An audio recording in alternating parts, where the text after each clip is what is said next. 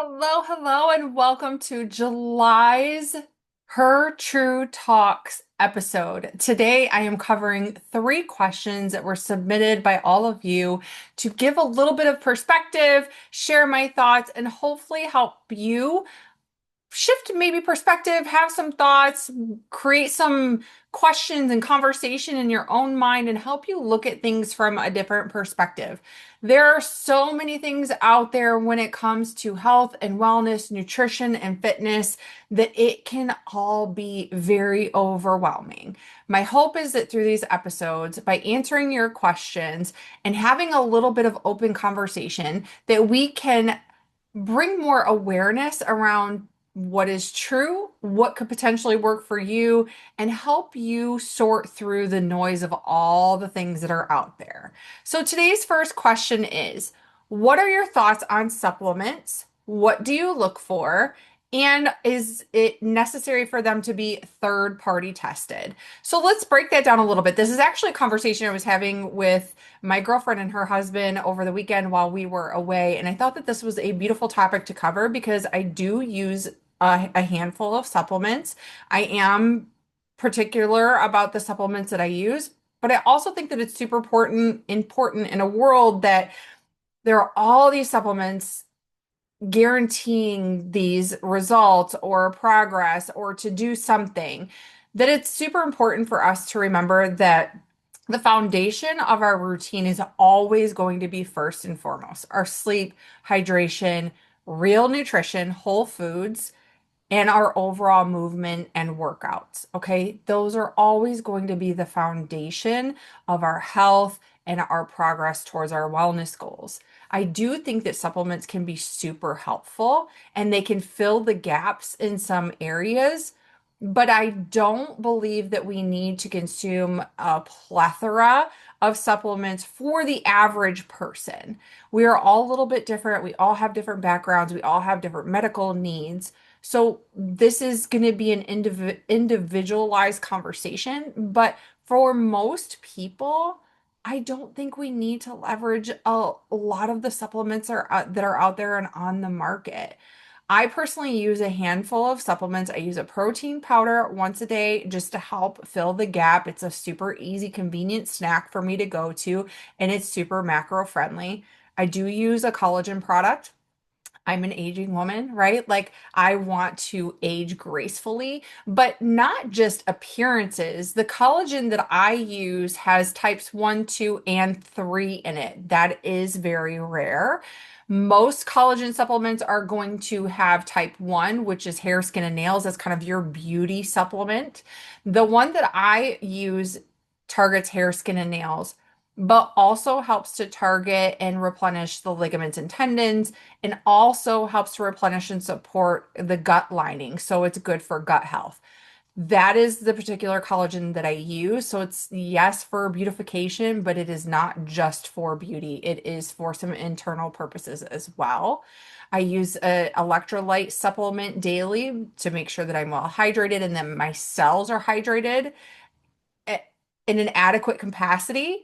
And because I do work out and I'm a very active person, I want to make sure that I'm replenishing there and I'm not just drinking flat water all the time. The majority of my water is just purified flat water out of my water drop, but I do add an electrolyte supplement to that each day as well.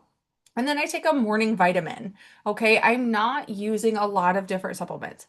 I almost forgot. I do also supplement with creatine. That is something that I have had in my routine for a very long time that helps with muscle recovery and with my strength and aids and supports in my workouts, right? But all of those products, so I use a small handful, right? And they're ones that are mainstream and have been used for a very long time and have a lot of research backing them and their use. The products that I use are also very intentionally selected and third party tested. Now, there are a lot of different supplements on the market, and my girlfriend's husband was asking, like, well, what do you look for? Well, one of the things that I look for is making sure that they are third party tested. And the reason I do that is because the supplement industry is not regulated and they do not have a lot of restrictions or guidelines or parameters. So they could kind of be telling you that it will accomplish X, Y, and Z, or that it does blank. And it may not. It could, right? But it could not as well. And everybody is a little bit different. But when you select products that are third party tested, there is a transparency there because there is an outside source. It's not done in-house.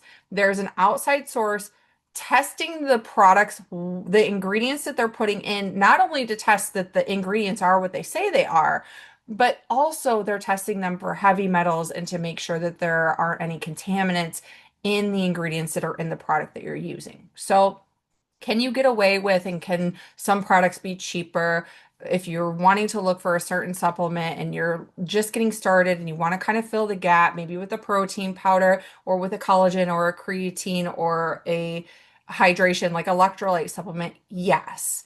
But I'm going to strongly encourage you when you're working to elevate your health and you're focusing on habits and routines that are to elevate your overall health and longevity and the functionality of your body, it's going to serve you better if you know that the supplements that you're using to fill the gap are transparent and they are pure and they have limited ingredients. They don't have the extra fillers and they're not contaminated with heavy metals.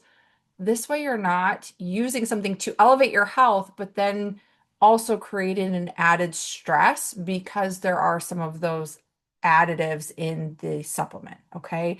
So that is what I personally look for. I think that everyone is a little bit different on what they need to supplement, depending on, again, your medical history, what your needs are, and what your goals are. But for me personally, I try to keep it super simple and just the supplements that are going to help me fill the gap in my already very balanced and whole food forward nutrition plan. Okay. So, question number two, let's move on, is I've recently seen people talking about stretching before working out, limiting or hindering your progress in your workouts. Have you seen this or heard this? So, this was actually a question in our Whole Health Collective from one of my clients, and I have not seen that on social media. She said she was seeing it in multiple reels that people are talking about, that stretching and warming up is preventing progress in your workouts. And this is one of those topics that there's so much content out there. And I think that it's super important to highlight and remember that when creators and influencers are creating content for social media, their end goal is to get multiple views and for that to go viral. That doesn't mean that they're always being truthful or sharing facts. Sometimes it's fear-based content. Sometimes it's you have to do this type content. And sometimes it's simple content on something that they maybe have tried with nutrition or with fitness that can be misleading and it doesn't paint the full picture. So when you hear or see things like this, I want you to just take a step back and ask yourself, is that really true?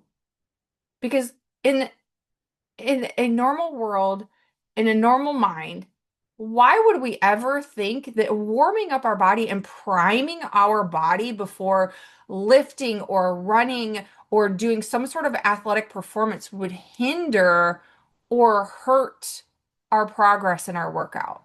Like like one plus one will always be two. That doesn't equate to one plus one, right? Like that just does not, in my mind, does not make sense. We're always going to be benefit from being able to warm up our body, prime our body, get the muscles activated that we're going to be using, getting our blood flow moving, especially when you're working out first thing in the morning. Now, if you're working out in the afternoon, and you've been moving around all day and you've been active and you're going into a workout, you might not have to warm up quite as much. And quite frankly, even in the morning, I don't spend a ton of time warming up. because my workouts kind of have a warm-up set included in them. But I do think it's important to get a couple stretches in. Upward dogs are really good for lower back, getting some cat cows and just getting that spinal flexion moving, get your blood and your heart rate moving, right? Get your blood pumping and your heart pumping and your blood moving through your body and feeding to those muscles before you start working out, I think is super important. So that's one of those things that just because an influencer said it or just because it's on social media doesn't always mean that it's 100% true.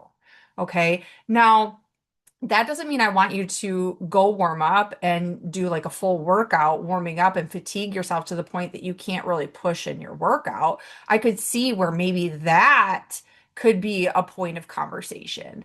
But traditional warming up, getting your blood flowing and stretching and doing some mobility work prior to your workout, prior to your lift or your run is going to benefit your body. Likewise, we need to do that at the end of our workout.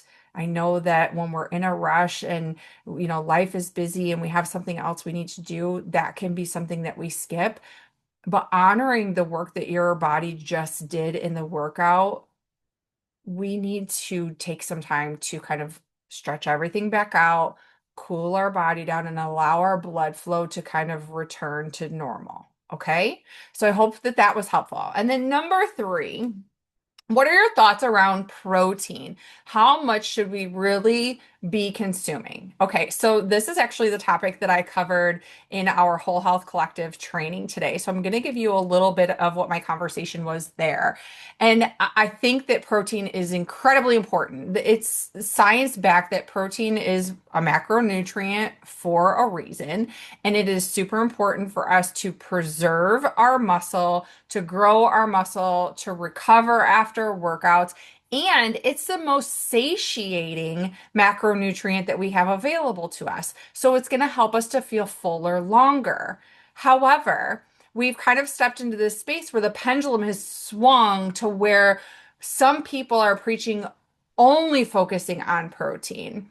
And that can be a bit of a challenge as well, because if we're solely focused on protein and we're not looking at the other macro and micronutrients, we start to lose sight of those other macro and micronutrients, which are also very vital to your overall health and well-being. So I think for majority of people, for the athlete or the mom like myself who's in her 40s and looking to be stronger and stay lean and healthy and have good energy, for our children, for the standard American, that having adequate protein, yes, needs to be a focus, but it doesn't need to be at such high volumes that we're also negating or forgetting about our fiber intake, our carbohydrates, and our fats. Those are all super important for us to consume.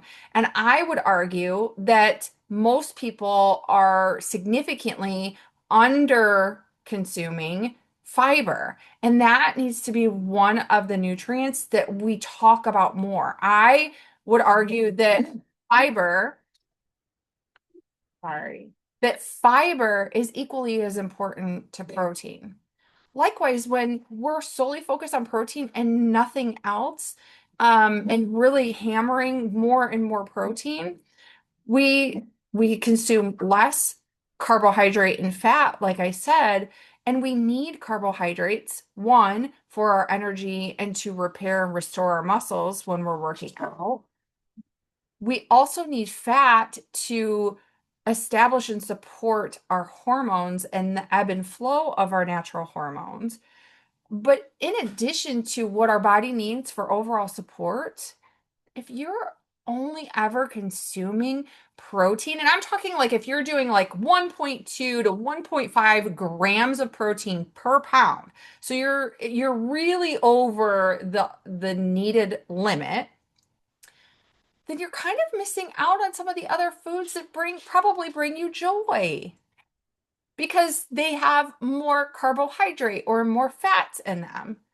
So I think that it's super important that for most people, consuming, depending on your goals, where you are, it's a little different for everyone, but zero point 0.6 to 1 gram of protein per ideal body weight is sufficient. And I would argue that the zero point 0.8 to the 1 is kind of the sweet spot.